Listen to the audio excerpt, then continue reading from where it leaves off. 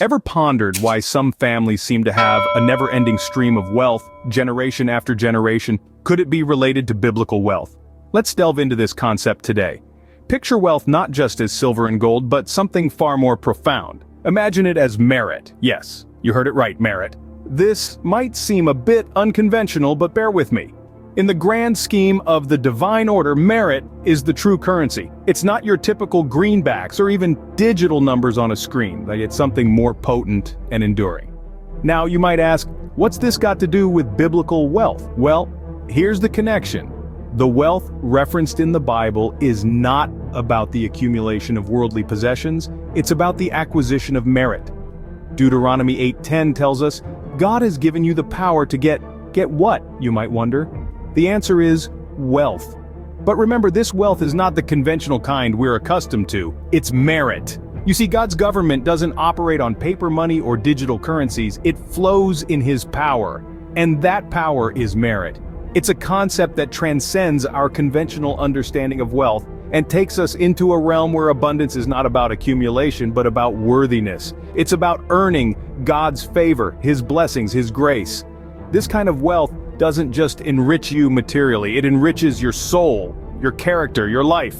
It's a wealth that brings peace, joy, and fulfillment. It's a wealth that you can't lose to market crashes or economic downturns. It's a wealth that doesn't diminish with use, but instead grows and multiplies. And the most beautiful part, when you acquire merit, it triggers true wealth to seek you out. Yes, the pursuit of wealth turns around. Instead of you chasing after wealth, wealth chases after you. It becomes a never-ending stream of abundance that doesn't just enrich you, but also your generations to come. That, my friends, is the power of biblical wealth. Now that you understand what biblical wealth is, it's crucial to appreciate its significance. Biblical wealth is not just about acquiring silver and gold, but rather about earning merit, the true currency of the kingdom. This concept of wealth is not confined to personal prosperity alone. It extends far beyond into the realm of generational wealth, impacting not just you, but also your future generations. Imagine the power of wealth that doesn't fade away with time, but rather grows and multiplies, passed down from generation to generation. This is what biblical wealth signifies. It's about creating a legacy that outlives you. A legacy that speaks of your values, your faith, and your commitment to the divine order.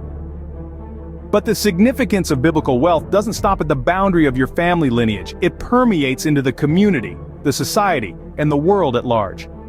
When you align with the divine order to manifest wealth, you're not just improving your life circumstances, but you're also influencing those around you. Your prosperity becomes a beacon, a testament to the power of faith and the divine order. Imagine a community where everyone is thriving, not just surviving. Picture a society where wealth is not hoarded but shared, where prosperity is not the privilege of a few but the right of all. This is the world that biblical wealth envisions. And you, yes you, play a pivotal role in bringing this vision to life. Biblical wealth is about more than just financial abundance. It's about spiritual prosperity, about leading a life that's rich in faith, love, and generosity. It's about using your wealth to make a difference, to uplift others, to create a better world. So, you see, biblical wealth is not just about you. It's about the impact you can make, the lives you can touch, the change you can bring about. It's about leaving the world a little better than you found it. It's about creating a legacy of wealth, love, and faith that echoes through the corridors of time. Biblical wealth, therefore, is not just about you, but about the impact you can make on your family, community, and beyond. You might be wondering, how can one obtain this biblical wealth? Well, it's not as elusive as it might seem.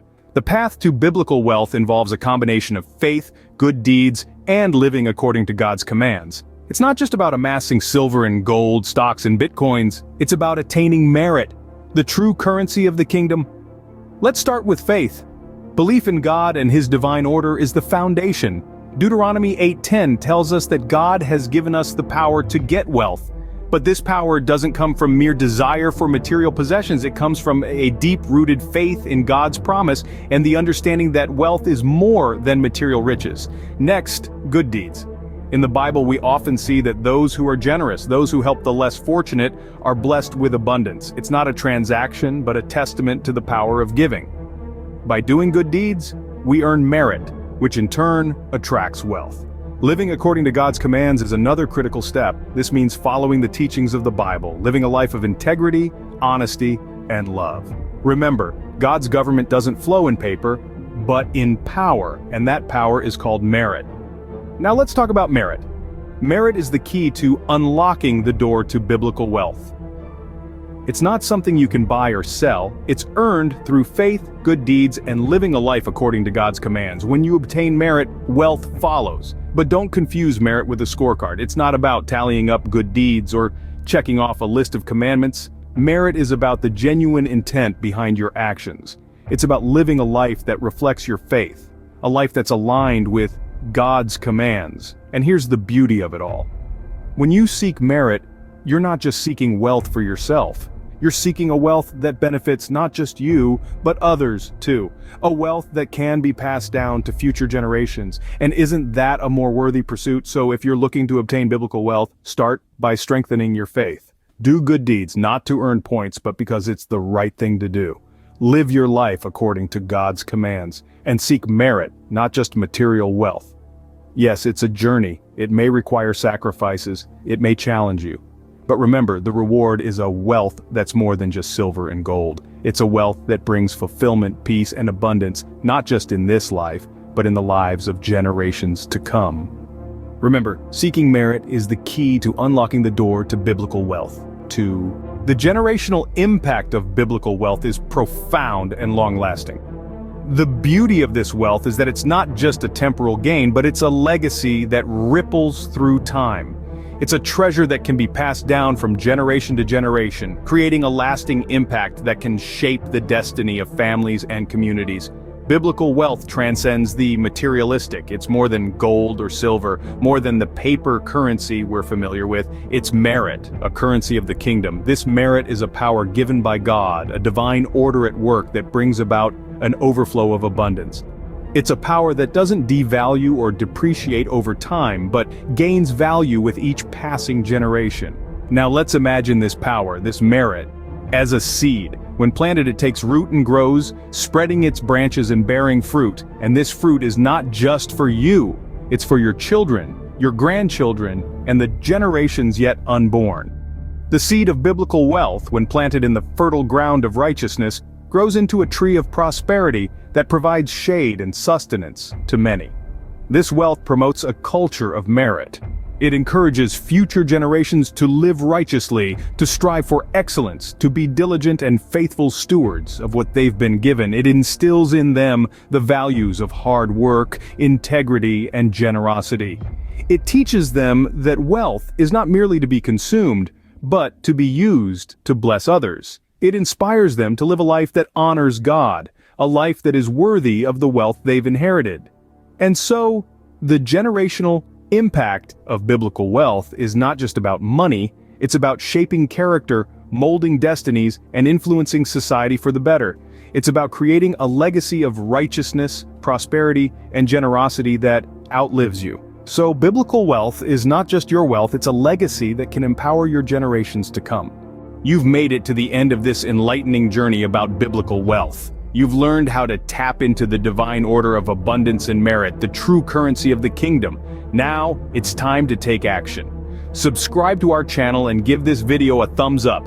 This ensures you won't miss out on the wealth of knowledge we continuously share. Remember, it's not just about silver and gold, it's about the merit that brings true wealth your way. And now, for those who stayed till the end, here's our special petition. May the wealth of the wicked flow endlessly into your life.